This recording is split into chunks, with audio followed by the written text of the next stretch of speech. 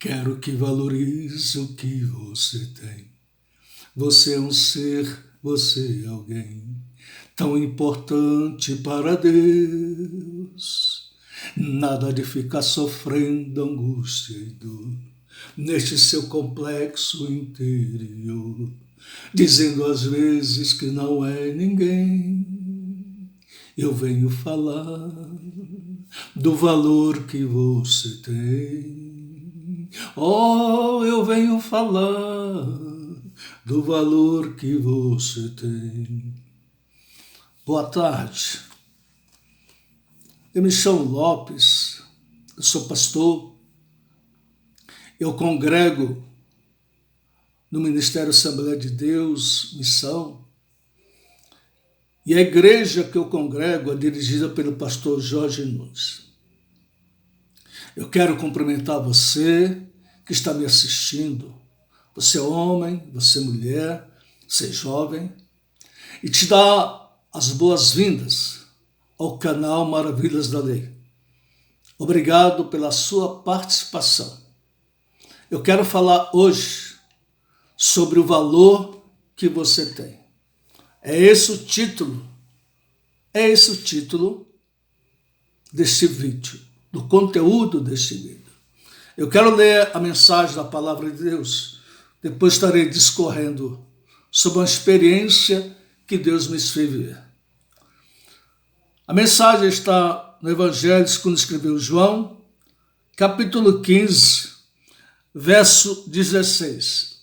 Diz assim a Palavra de Deus: Não me escolheste vós a mim, mas eu vos escolhi a vós, e vos nomeei, para que vades e deis fruto, e o vosso fruto permaneça, a fim de que tudo quanto em meu nome pedis ao Pai, Ele vos conceda. Amém. Essa mensagem eu trago comigo, que ela se cumpre na minha vida. Literalmente, integralmente, ela se cumpre na minha vida. Na minha juventude, na minha mocidade, eu nunca pensei em ser crente. Nunca passou pelos planejamentos de futuro para a minha vida ser crente em Cristo Jesus. Muito pelo contrário. Eu queria ser político. Eu fui estudar para ser político. Mas aprove ao Senhor me chamar para a seara dele. Eu encontrei com o Senhor me resgatou na cidade de Brasília, a Igreja Batista Central de Brasília. Eu sou militar da aeronáutica, estou reformado. Em determinado tempo, eu fui transferido de Brasília para Manaus, base aérea de Manaus. Uma experiência que eu vivi com Deus. E lá em Manaus, eu tive a oportunidade de frequentar um seminário teológico. O seminário chamava-se, ou ainda chama, não sei, Ibadã, Instituto Bíblico das Assembleias de Deus do Amazonas. Esse instituto, Ibadã, ele tinha ligação espiritual e familiar, digamos assim, com o IBAD. O IBAD funcionava, ou funciona, não sei, na cidade de Pindamonhangaba. E o diretor-presidente desse instituto chamava-se Pastor Cohen. O Pastor Cohen vem a ser pai da irmã Rebeca, a esposa do pastor Samuel Câmara. Então, por filiação, por familiaridade, eles montaram esse seminário, esse instituto, seminário, lá em Manaus. E eu tive a oportunidade de frequentar esse seminário, de estudar. E para mim foi de grande valia. Aprendi muito, mas aprendi muito mesmo. Eu sou grato a Deus pela oportunidade que eu tive de frequentar o seminário.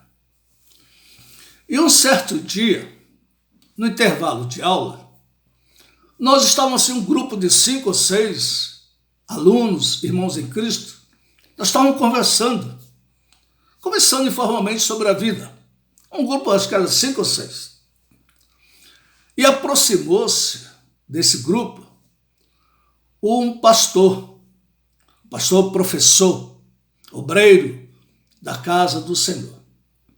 Esse pastor aproximou-se de nós ali e começou também a conversar.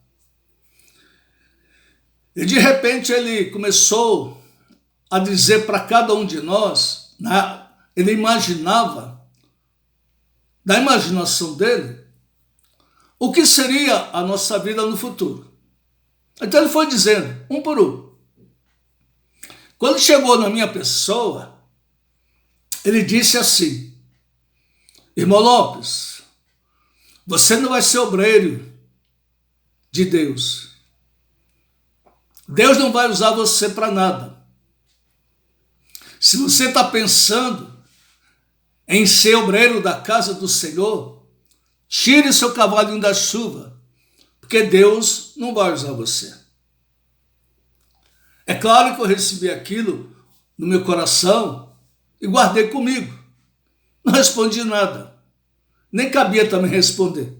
Eu era novo convertido. Eu realmente não entendia muito das coisas de Deus. Estava aprendendo a ler a Bíblia. Eu guardei aquilo comigo. Foi forte? Foi. Mas eu guardei comigo. Passado uns 20 dias, olha o que Deus faz.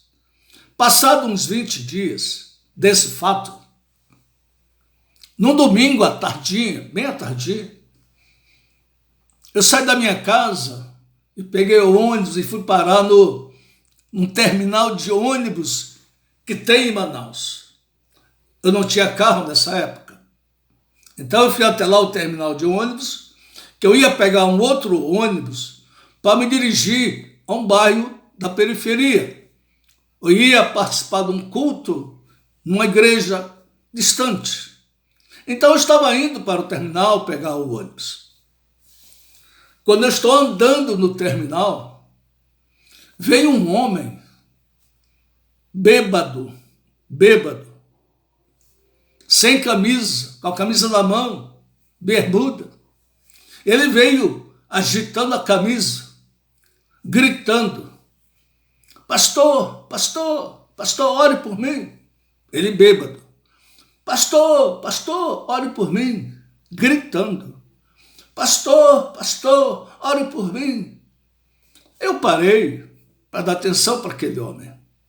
Devia ter uns 40 e poucos anos na época. Eu parei e ele veio, bêbado, cambaleante, e disse para mim: pastor, ore por mim, me ajude em oração. Eu sou desviado, estou afastado da igreja, a minha esposa está afastada da igreja, os meus filhos estão afastados da igreja. Eu quero voltar, mas não tenho força. Eu não consigo, pastor. Ore por mim. Ore por mim. Ele totalmente bêbado. E ali eu fiz a oração para aquele homem. Fui, peguei o ônibus, fui para a igreja. Quando eu cheguei na igreja, dobrei meu joelho e orei mais ainda por aquele homem. Não sabia o nome dele, não sabia nada dele. Eu encontrei ali no terminal do ônibus. Passados uns 3 meses, lá em Manaus, toda segunda-feira, tinha um culto a partir das 7 horas. E era um culto que todo mundo desejava ir. Todos os crentes iam para esse culto. E eu também fui, eu ia sempre nesse culto. E eu procurava chegar cedo. Eu sempre tive o hábito de chegar cedo. Nunca chegar em cima da hora ou depois da hora. Sempre antecipadamente. Eu fazia questão de chegar no culto. E eu estava lá no templo, chamava Templo Central, para o culto. E ali você cumprimenta um, cumprimenta outro, você fala com um, você fala com outro. E veio até mim um homem um irmão em Cristo. Ele veio até mim, me cumprimentou, estendeu a mão, e eu estendi a minha mão para ele. E ele segurou minha mão. Ele segurou minha mão e falou: o irmão está me conhecendo? Olhei para ele e falei assim: não estou conhecendo. Ele falou assim: olhe bem para mim. Eu olhei, falei: desculpa, não estou conhecendo. Ele falou assim: o irmão não está me conhecendo? Eu falei: não estou conhecendo. E segurando a minha mão. Ele falou assim: você se lembra que há alguns meses atrás você estava no terminal de ônibus e foi atrás de você um homem bêbado, gritando? Eu falei: me lembro, sim, agora eu me lembro. Aquele homem bêbado que estava gritando atrás de você, sou eu. Sou eu que estava gritando atrás de você. Lembra-se que eu disse que eu não tinha forças para voltar? E eu pedi que o irmão orasse por mim? Eu falei: lembro. Pois é. Ele disse assim: pois é. Aquela semana eu não bebi. Eu passei aquela semana sem beber. E domingo eu fui ao culto. E ao chegar no culto, ao final, eu me reconciliei com o Senhor. Eu voltei para a igreja. E a minha esposa também já voltou para a igreja. E os meus filhos estão voltando. Aí ele me deu um abraço e falou: muito obrigado. Eu falei para ele: não é a mim que você tem que agradecer. Você tem que agradecer a Deus. Pois é Deus que faz a obra em cada um de nós. É o Senhor. Ele seguiu a vida dele, seguindo.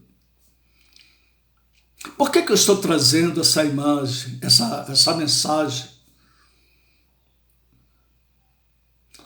Eu disse que no seminário, um homem de Deus, um servo de Deus, um pastor, pregador, professor, ele olhou para mim e não viu em mim qualidade nenhuma para servir a Deus. Nenhuma qualidade, nenhuma virtude.